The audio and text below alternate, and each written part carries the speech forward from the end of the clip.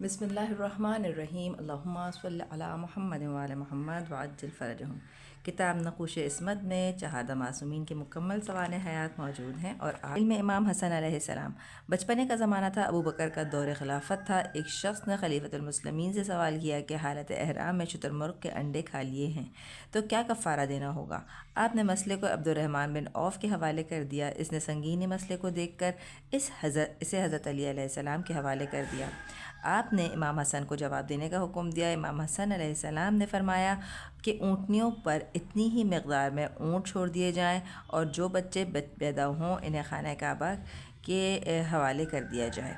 حضرت علی علیہ السلام نے فرمایا کہ فرزند، بعض انڈے خراب بھی تو ہو سکتے ہیں۔ حضرت امام حسن علیہ السلام نے فرمایا کہ لیکن بعض حمل ضائع بھی تو ہو سکتے ہیں۔ حضرت علی علیہ السلام مقام رہبہ میں تھے۔ ایک شخص نے آ کر اظہار خلوص کیا، فرمایا تو میرا دوست نہیں ہے، معاویہ کا جاسوس ہے اور اس نے بادشاہ روم کے نے چند سوال کیے تھے، وہ ان کے جوابات سے عاجز تھا تو اس نے تجھے میرے یہاں روانہ کیا ہے۔ اور پھر امام حسن علیہ السلام کو جواب دینے کا حکم دیا۔ سوالات یہ تھے: حق و باطل کا فرق کیا ہے؟ زمین و آسمان کا فاصلہ کیا ہے؟ مشرق و مغرب کا مسافت کیا ہے؟ خنثیٰ کسے کہتے ہیں اور اس کی شناخت کا ذریعہ کیا ہے؟ وہ 10 اشیاء کون سی ہیں جن میں سے ہر ایک دوسرے سے قوی تر ہے؟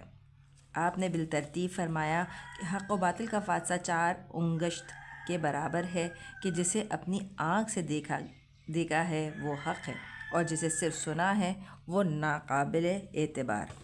زمین و آسمان کا فاصلہ بقدر آہ مظلوم ہے اور اس فاصلے کو وہی طے کر سکتا ہے، اور بس مشرق و مغرب کا بعد بقدر سیر آفتاب ہے کہ وہ ایک دن میں یہ فاصلہ طے کر لیتا ہے۔ خنثیٰ اس انسان کو کہتے ہیں کہ جس کے مرد اور عورت ہونے کا معاملہ مشتبہ ہو۔ اس کا پہلا حل یہ ہے کہ جوانی میں اعضائے جوارح کی ساخت دیکھی جائے، وہ بھی غیر واضح ہو تو پھر پیشاب کرنے کی انداز دیکھ کر اس کے مرد یا عورت ہونے کا فیصلہ کر لیا جائے۔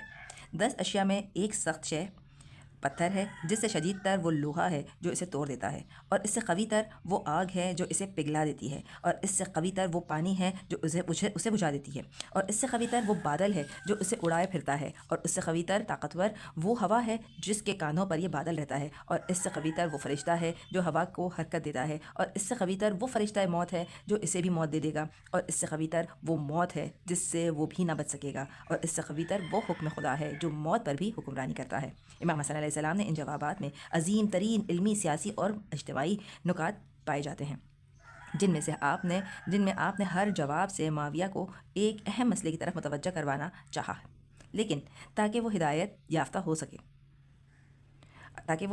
نہ ہو سکے تو کم از کم وہ اپنی طرف سے تمام حجت کا فریضہ ادا ہو جائے۔ مثال کے طور پر حق و باطل کے فاصلے میں سماعت اور بصارت کا حوالہ دے کر اس امر کو واضح کرنا چاہا ہے کہ ہمارے پاس جو سیرت رسول ہے وہ ہماری مشاہدہ کی بنیاد پر ہے، اور تمہارے پاس جو سیرت ہے وہ صرف سنی سنائی ہے، اور سنی سنائی کا اعتبار مشاہدہ کے مقابلے میں کچھ نہیں ہوتا ہے، لہٰذا اصل ہمارا دین اور ہمارا مذہب ہے۔ زمین و آسمان کا فاصلے میں آہ مظلوم کا حوالہ دے کر اس بات کا اعلان کیا ہے کہ آہ مظلوم ظالموں کے کانوں تک پہنچے یا نہ پہنچے، آسمان اور عرش خدا تک بہرحال پہنچ جاتی ہے۔ قوی ترین اور شدید ترین اشیاء کی ترتیب و تدریج سے اس امر کا اعلان کیا گیا ہے کہ تیرے اختیار میں صرف لوہا، پتھر اور آگ یا پانی ہے، اور میرے اختیار میں وہ امر خدا ہے جو ہر صاحب امر کے اختیار میں رہتا ہے، اور جس سے زیادہ قوی تر کوئی شے نہیں ہے، لہٰذا ایسے صاحب اختیار کو مجبور سمجھ کر اس کی طاقت سے مقابلہ کرنا جہالت، سفاہت اور حماقت کے علاوہ کچھ نہیں ہے۔ بادشاہ روم نے حضرت علی علیہ السلام اور معاویہ کے اختلافات کا ذکر سنا تو چاہا کہ دونوں کے نمائندوں کو بلا کر صورتحال کا اندازہ کرے، چنانچہ اس نے فریقین کی نمائندے طلب کیے۔ معاویہ نے یزید کو بھیجا اور امیر المومنین نے امام حسن علیہ السلام کو۔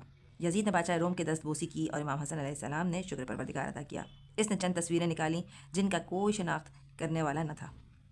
آپ نے فرمایا یہ حضرت آدم علیہ السلام، نوح علیہ السلام، ابراہیم علیہ السلام، اسماعیل علیہ السلام اور جناب شعیب کی تصویریں ہیں، اور ایک تصویر کو دیکھ کر رو دیے کہ یہ میرے جد بزرگوار کی تصویر ہے، جس پر بادشاہ روم نے یہ عجیب و غریب سوال کیا کہ وہ کون سی مخلوق ہے جو بغیر ماں باپ اور نر و مادہ کے پیدا ہوئی ہے۔